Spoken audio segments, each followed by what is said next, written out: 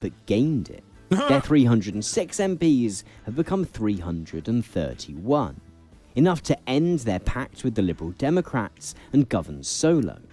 Everyone involved in the entire polling industry spends the next year or so hanging their heads in shame. Among several proposed reasons for why they got it so wrong is the so-called shy Tory effect. This is the idea that some voters, when asked, will be hesitant to admit that they're going to vote Conservative.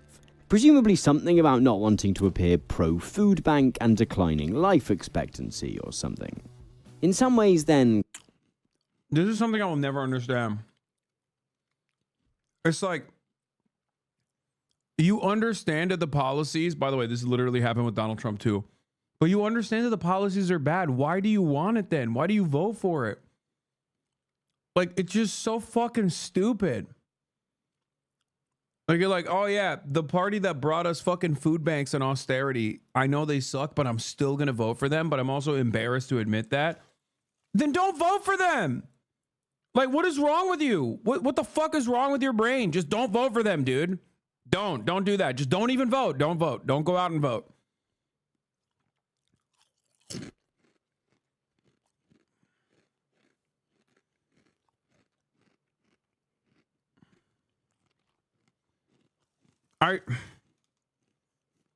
I don't get it. Like, oh my God, people are so fucking stupid. Cameron exits the 2015 general election more confident than ever. He has an outright majority in Parliament and a reassuring sense that there might be greater support for his austerity agenda than there sometimes appears. That confidence is about to... Stop blaming people. Workers are uneducated politically and don't have an alternative. That's so funny. I love when socialists are just like, yeah, dude, the workers have intellectual disabilities, dude. Like, don't ever fucking criticize them. You don't understand. They're like babies, okay? They're like adults with baby brains. They're car crash victims. They have John Fetterman brain. Like, thank you for infantilizing the working class, but socialistly, okay? Undercut, however, by a new threat, the rise of the Brexiteers. To understand this next part of the story, we need to take another look at this graph. There's a lot that pollsters got wrong when calculating voting patterns prior to the 2015 general election. But one thing they did spot correctly was a steady rise in support for the UK Independence Party, or UKIP for short.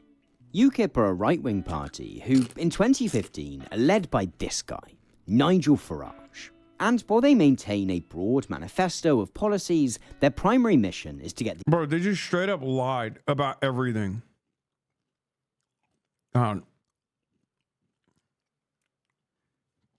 Like, the entire Brexit manifesto is just built on straight up lies. And it hits so fucking hard. People were like, oh, hell yeah. I'm looking for this dumb shit.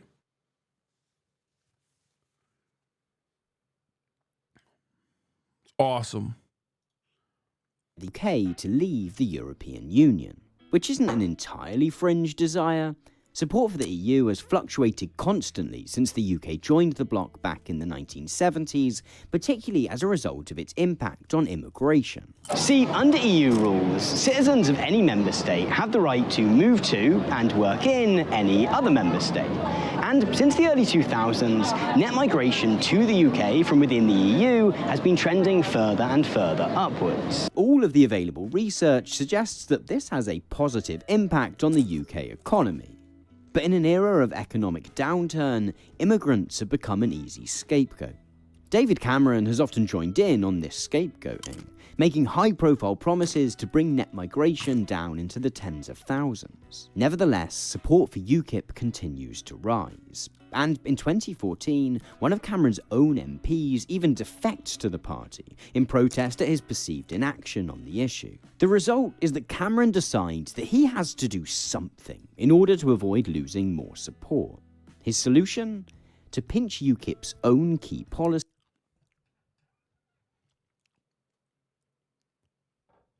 capitulating to the right, capitulating to fascist right wingers and their stupid fucking policies. Sure, it'll keep you in power. Well, not you specifically, not